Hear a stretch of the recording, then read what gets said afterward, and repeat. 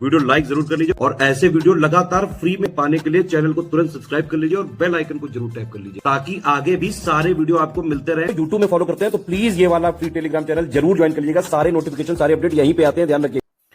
नमस्कार दोस्तों, स्वागत है आपका स्टडी फॉर एग्जाम्स में। दोस्तों, सामान्य हिंदी की प्रश्नोत्तरी सीरीज का यह छठा वीडियो है।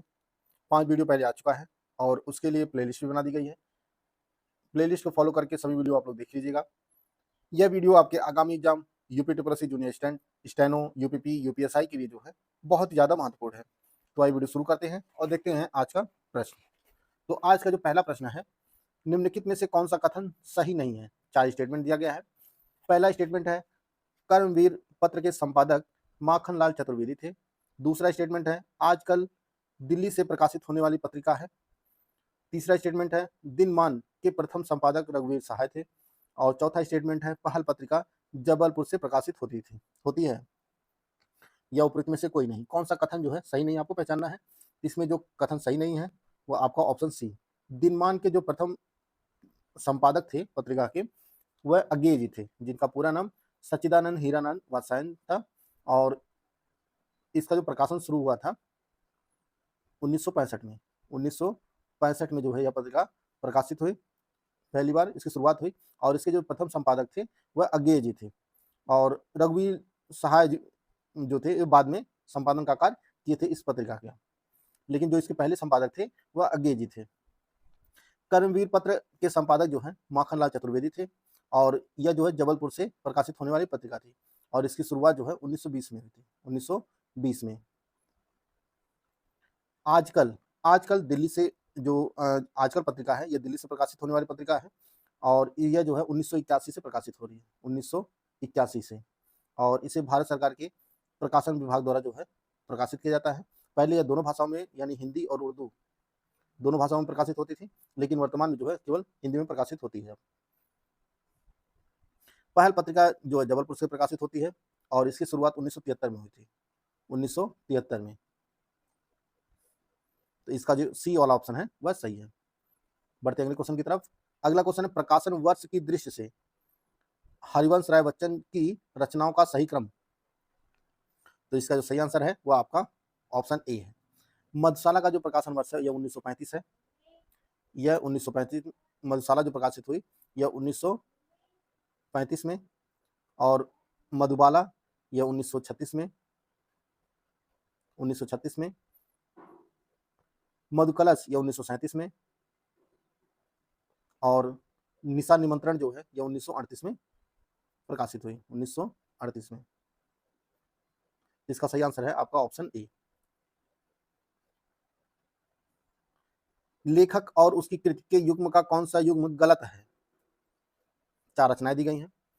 वोल्गा से गंगा राहुल सांस्कृत्यायन, सूरज का 7वां घोड़ा धर्मवीर भारती, आर्यों का आदि देश डॉक्टर संपूर्णानंद और दर्शन दिग्दर्शन रामचंद्र शुक्ल। तो इसमें जो गलत युग्म है वो आपका ऑप्शन डी है। दर्शन दिग्दर्शन यह रचना जो है यह राहुल सांस्कृत्यायन की रचना है। यह जो रचना है राहुल सांस्कृत्यायन की रचना है। बाकी बोलगा से गंगा यह भी जो है इन्हीं की रचना है। सूरज का 7वां घोड़ा यह धर्मवीर भारती की रचना है। और आर्यों का आदि देश जो है यह डॉक्टर संपूर्णानंद की रचना है। इसका जो सही आंसर हो जाएगा वो आपका ऑप्शन डी हो जाएगा। मानसरोवर में किस कहानीकार की कहानियां संग्रहित हैं। तो मानसरोवर में जो है प्रेमचंद जी की कहानियों का संग्रह किया गया है, उसे जो है मानसरोवर नाम दिया गया है। और प्रेमचंद का जो जन्म हुआ था वह 1880 में वाराणसी के लमही नामक ग्राम में हुआ था। और इनका जो वास्तविक नाम था वह धनपत राय श्रीवास्तव था। और प्रेमचंद जो है यह प्रेमचंद के नाम से जो है रचनाएं करते थे। और इनका वास्तविक जो नाम था वह धनपत राय श्रीवास्तव था। जन्म कहाँ हुआ था, वाराणसी के लमही में 1880 में।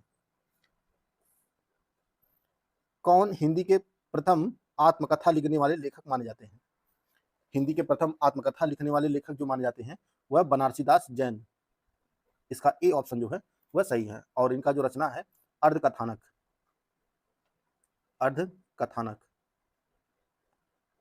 ये जो है इनकी रचना का नाम है, आत्मकथा का नाम है। और इन्हें जो है हिंदी का प्रथम आत्मकथा लेखक माना जाता है।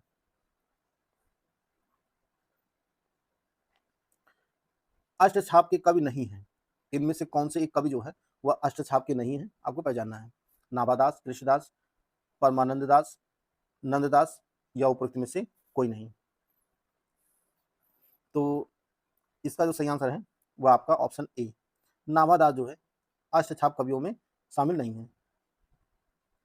अष्टछाप जो है वह 8 कवियों का समूह था और इसमें जो है इसकी जो संस्थापक थे अष्टछाप के वह वल्लभाचार्य थे और वल्लभाचार्य के 4 शिष्य थे इसमें शामिल और उनके पिता जो थे विट्ठलनाथ, उनके जो है 4 शिष्य इसमें शामिल है। 4 शिष्य वल्लभाचार्य से और 4 शिष्य जो है विट्ठलनाथ से इसमें लिए गए और मिलाकर जो है एक अष्टछाप कवियों का समूह बनाया गया। इसमें कवियों के जो नाम है आप लोग देख लीजिए। वल्लभाचार्य के जो शिष्य थे वल्लभाचार्य के, इसमें सूरदास, कुंभनदास, कृष्णदास,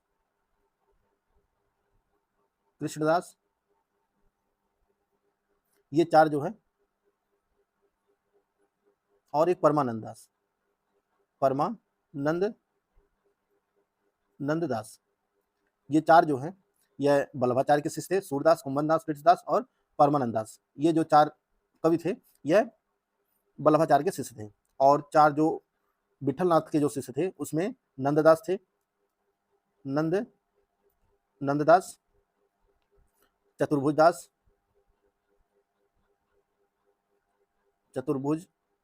दास और गोविंद स्वामी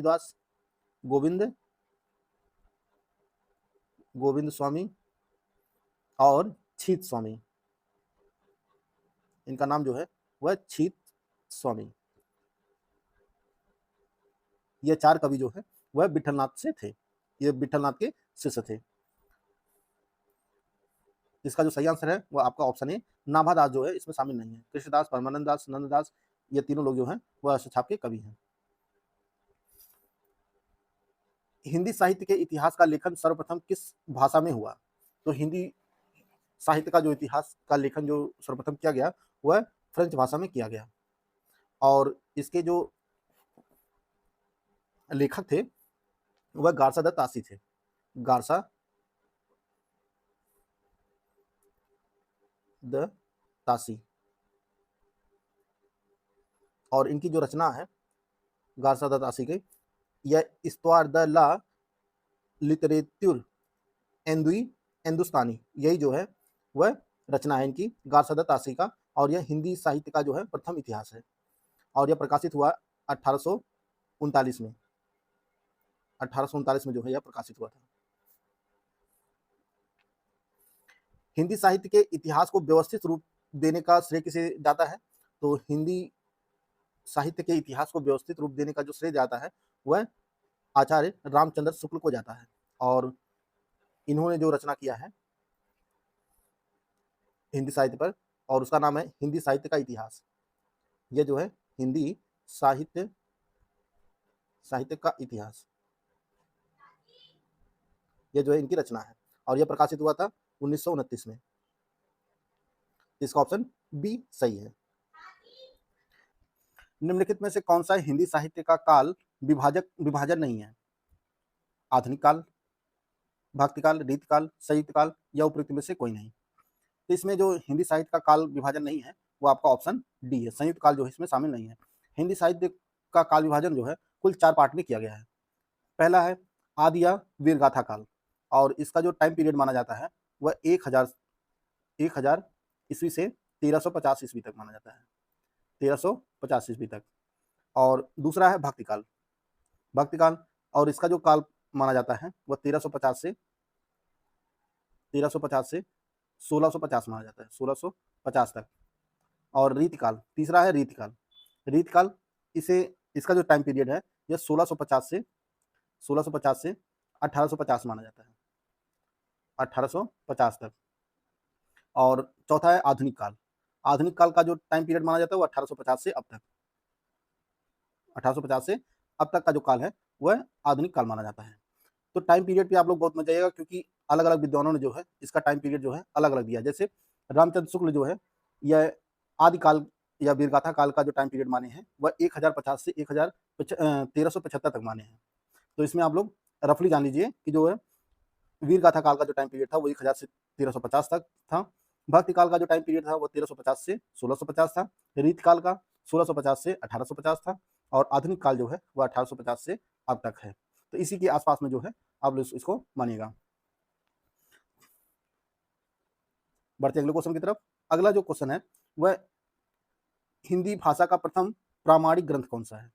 हिंदी भाषा का जो प्रथम प्रामाणिक ग्रंथ है वह आपका पृथ्वीराज रासो है और इसके जो रचनाकार हैं वह चंद्र बरदाई हैं।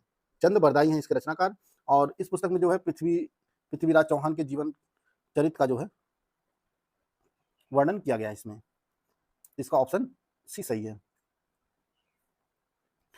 इनमें से कौन भक्तकालीन कवि नहीं है? बिहारी, सूरदास, कबीरदास, तुलसीदास, उपरोक्त में से कोई नहीं।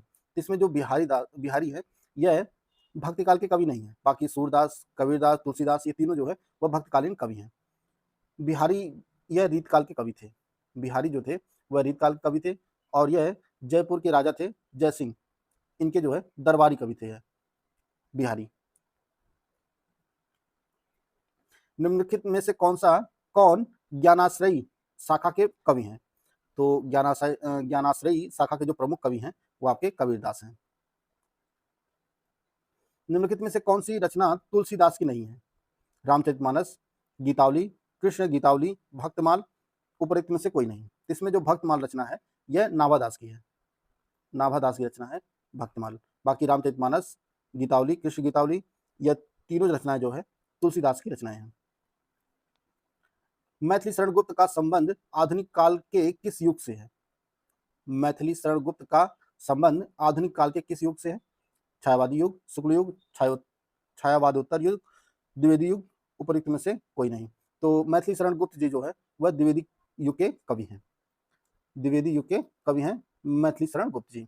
और द्विवेदी युग के जो प्रमुख कवि हैं उनमें आपका महावीर प्रसाद द्विवेदी जी हैं, श्रीधर पाठक हैं, हरिऔध जी हैं, बाबू गुलाब राय हैं। ये सभी जो हैं द्विवेदी युग के प्रमुख कवि हैं। हिंदी का प्रथम मौलिक उपन्यास कौन सा है? तो हिंदी का जो पहला मौलिक उपन्यास है वो परीक्षा गुरु है और इसके जो रचनाकार हैं वह लाला श्रीनिवास दास हैं और यह प्रकाशित हुआ था 1882 में।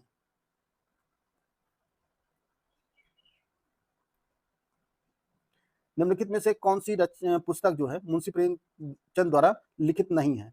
कायाकल्प, रंगभूमि, कर्मभूमि, ध्रुव स्वामिनी, उपरोक्त में से कोई नहीं। तो इसका सही आंसर है आपका ऑप्शन डी। ध्रुव स्वामिनी जो रचना है यह जयशंकर प्रसाद जी का नाटक है। ध्रुव स्वामिनी जो है यह जयशंकर प्रसाद की रचना है और कायाकल्प, रंगभूमि, कर्मभूमि ये तीनों रचनाएं प्रेमचंद जी की हैं। इनमें से एक पत्रिका का संपादन प्रेमचंद जी ने नहीं किया है। मर्यादा, माधुरी, जागरण, कवि वचन सुधा, उपरोक्त में से कोई नहीं। तो कवि वचन सुधा के जो संपादक थे वह भारतेंद्र हरिश्चंद्र थे और मर्यादा, माधुरी, जागरण ये तीनों पत्रिकाओं के संपादन का कार्य जो है वह प्रेमचंद जी ने किया था। दोस्तों 15 मई 2025 से UPT+ PT 2025 के लिए हमारा पेड ग्रुप शुरू हो रहा है और यह पेड ग्रुप आपको दोनों भाषाओं में उपलब्ध होगा। PT 2025 की अगर आप कंप्लीट तैयारी करना चाहते हैं तो आप हमारा कंप्लीट बैच ज्वाइन कर सकते हैं।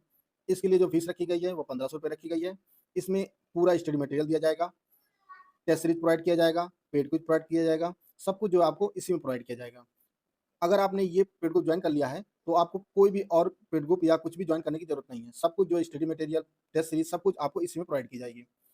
अगर आप केवल स्टडी मटेरियल का ग्रुप ज्वाइन करना चाहते हैं तो इसके लिए जो फीस रखी गई है वह 800 रुपये रखी गई है। इसमें आपको ऑफिशियल सिलेबस के अनुसार जो है आपको स्टडी मटेरियल प्रोवाइड किया जाएगा। अगर आप केवल टेस्ट सीरीज लेना चाहते हैं तो इसके लिए जो फीस है 500 रुपये रखी गई है और इसमें आपको 25 टेस्ट सीरीज प्रोवाइड की जाएगी। इसमें फुल लेंथ जो है 10 होंगी और 15 जो है टॉपिक वाइज होगी। केवल अगर आप पेड क्विज का जो ग्रुप ज्वाइन करना चाहते हैं तो इसके लिए जो फीस है वो 500 रुपये है और इसमें आपको कम से कम जो है 2000 क्वेश्चन की प्रैक्टिस कराई जाएगी। इनमें से आप कोई भी ग्रुप ज्वाइन करना चाहते हैं तो यह नंबर दिया गया है 8564880530 या 7523864455। इस पर कॉल या व्हाट्सएप करके पेड बुक की जानकारी प्राप्त कर सकते हैं। आधुनिक हिंदी गद्य का जन्मदाता किसे माना जाता है?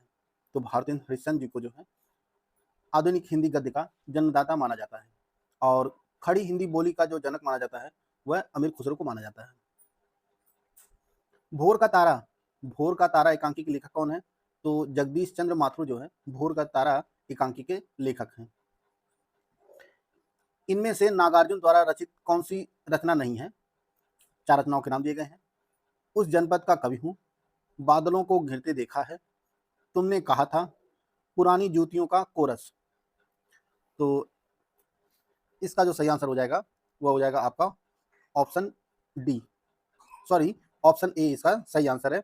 उस जनपद का कवि हूँ, यह रचना नागार्जुन की नहीं है, यह रचना विलोचन शास्त्री की रचना है। विलोचन शास्त्री,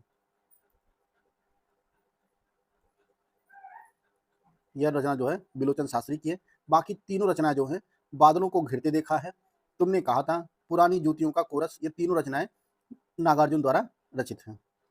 बढ़ते अगले क्वेश्चन की तरफ। अगला क्वेश्चन है चंद्रकांता के उपन्यासकार का नाम बताना है। तो चंद्रकांता उपन्यास के जो रचनाकार हैं वह देवकी नंदन खत्री हैं। और यह जो रचना प्रकाशित हुई थी चंद्रकांता, यह 1888 में प्रकाशित हुई थी। 1888 में। गुनाहों का देवता के रचनाकार कौन है? तो गुनाहों के जो देवता रचनाकार हैं यह है आपका ऑप्शन डी, धर्मवीर भारती।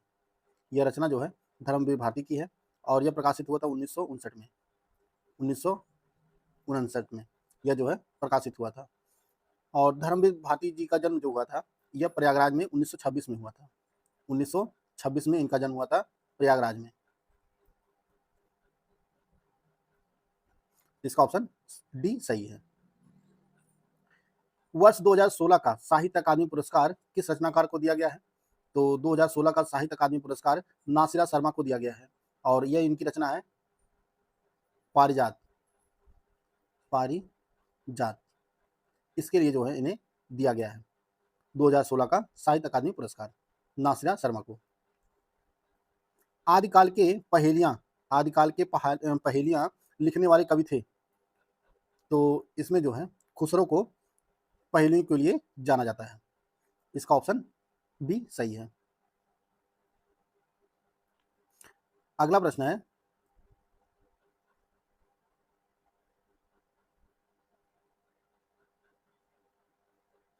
आलोचना नामक प्रसिद्ध समीक्षा पत्रिका के संपादक कौन थे?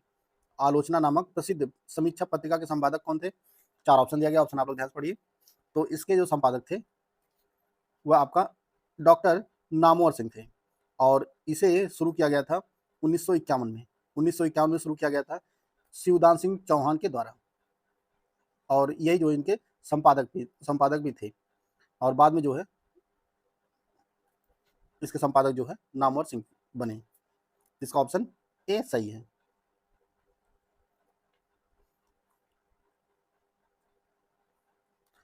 सन 1954 में प्रकाशित नई कविता पत्रिका के संपादक कौन थे? नई कविता पत्रिका के संपादक कौन थे?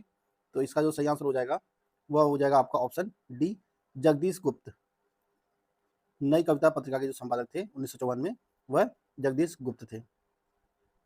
सरस्वती पत्रिका का प्रकाशन जो है कब प्रारंभ हुआ? तो सरस्वती पत्रिका का जो संपादन शुरू हुआ था वह 1900 में शुरू हुआ था।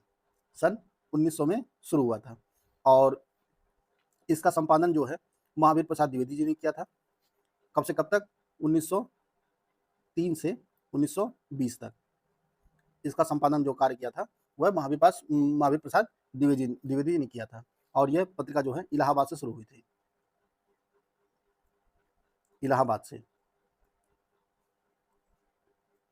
निम्नलिखित में से कौन सा निबंध हजारी प्रसाद द्विवेदी का नहीं है? अशोक के फूल, कुटज, विचार प्रवाह, वृत्त और विकास, उपयुक्त में से कोई नहीं। तो इसमें वृत्त और विकास जो निबंध है यह हजारी प्रसाद द्विवेदी जी का नहीं है। बाकी अशोक के फूल, कुटज, विचार प्रवाह, ये तीनों जो हैं हजारी प्रसाद द्विवेदी जी के निबंध हैं। बनारस अखबार का प्रकाशन कब शुरू हुआ? बनारस अखबार का जो प्रकाशन शुरू हुआ था वह 1845 से शुरू हुआ था, 1845 से। और इसे शुरू किया गया था राजा शिव प्रसाद के द्वारा। राजा शिव प्रसाद के द्वारा जो है बनारस अखबार शुरू किया गया था 1845 में। नरेश मेहता को अपने संपूर्ण कृतित्व के लिए संपूर्ण कृतित्व के आधार पर प्राप्त पुरस्कार कौन सा है? तो इन्हें ज्ञानपीठ पुरस्कार प्रदान किया गया था 1992 में। संपूर्ण कृतित्व के लिए 1992 में प्रदान किया गया था ज्ञानपीठ पुरस्कार। तो इसका जो सही आंसर है वो आपका ऑप्शन ए है। तो दोस्तों यह कुछ महत्वपूर्ण हिंदी के प्रश्नोत्तरी थी जिसको हम लोग इस वीडियो के माध्यम से कवर कर चुके हैं। वीडियो अगर आपको अच्छा लगे तो लाइक कर सकते हैं, चैनल को सब्सक्राइब कर लीजिए। मिलते हैं नेक्स्ट वीडियो में, तब तक के लिए जय हिंद, जय भारत।